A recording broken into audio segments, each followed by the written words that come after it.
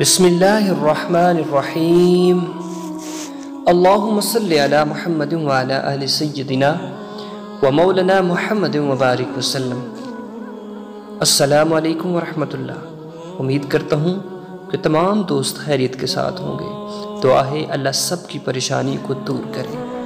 تو جی پیارے ساتھیو، آج میں ماہ ذی الحج کے پہلے جو 9 دن ہیں ان کی میں آپ کو فضیلت بیان کر کے سناؤں گا کہ ان کی فضیلت کیا ہے۔ اگر آپ کو یہ راتیں یہ دن میسر ہو جائیں تو آپ نے کیا کرنا ہے۔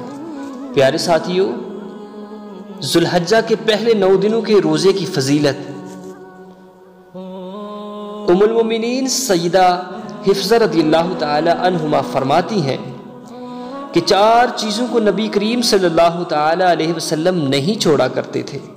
4 چیزوں کو حضور صلی اللہ علیہ وسلم نہیں چھوڑا کرتے تھے: عاشوراء کا روزہ اور ذو الحجہ کے 10 دن یعنی پہلے 9 دن کا روزہ، اور ہر ماہ کے 3 دن کا روزہ، اور نماز فجر سے قبل 2 رکعتیں۔ پیارے ساتھیو، احادیث شریف میں ہے کہ جو شخص اول رات ذو الحجہ میں 4 رکعت نفل پڑھے کہ ہر رکعت میں الحمد شریف کے بعد قل هو اللہ احد 25 مرتبہ پڑھے تو اللہ تعالیٰ اس کے لیے بے شمار ثواب لکھ دیتے ہیں۔ پیارے ساتھیو، جس نے اس عشرہ میں کسی مسکین کو کچھ خیرات دی، اس نے گویا اپنے پیغمبر علیہ السلام کی سنت پر صدقہ دیا۔ جس نے ان دنوں میں کسی کی عیادت کی، اس نے اولیاء اللہ اور ابدال کی عیادت کی۔ جو کسی کے جنازے کے ساتھ گیا، اس نے گویا شہیدوں کے جنازے میں شرکت کی۔ جس نے کسی مومن کو اس عشرہ میں لباس پہنایا، اللہ تعالیٰ اس کو اپنی رحمت سے خلقت پہنائے گا۔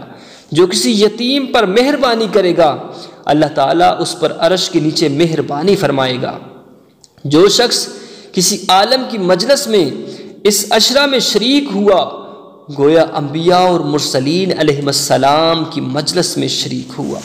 پیارے ساتھیو، اس ماہ مقدس کی بہت ساری برکتیں ہیں، بہت ساری فضیلتیں ہیں کہ اگر کوئی اس مہینہ کی کسی رات کی پچھلی تہائی رات میں 4 رکعات نفل پڑھے، جس کی ہر رکعت میں الحمد شریف کے بعد آیت الکرسی 3 بار اور قل هو اللہ احد 3 بار اور قل اعوذ برب الفلق اور قل اعوذ برب الناس 1 مرتبہ پڑھے، اور نماز سے فارغ ہونے کے بعد اپنے دونوں ہاتھ اٹھا کر یہ دعا کرے: سبحان ذی العزت والجبروت، سبحان ذی القدرت والملکوت، سبحان ذی الحی الذی لا یموت، لا الہ الا اللہ یحیی و یمیت وہو حی لا یموت، سبحان رب العباد والبلاد والحمد للہ حمدا کثیرا طیبا مبارکا فیہ علی کل حال، اللہ اکبر کبیرا کبریاء ربنا وجلالہ وقدرتہ بکل مکان۔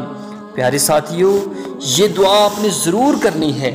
اس کے بعد آپ نے دعائیں کرنی ہیں، اللہ سے بخشش طلب کرنی ہے، اللہ کے حضور معافی طلب کرنی ہے۔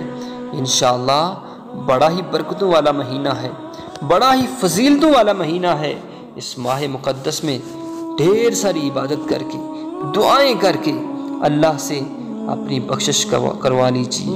اللہ رب العزت ہم سب کو اس ماہ مقدس کا ادب و احترام کرنے کی توفیق عطا فرمائے۔ آمین۔ وآخر دعوانا الحمدللہ رب العالمین۔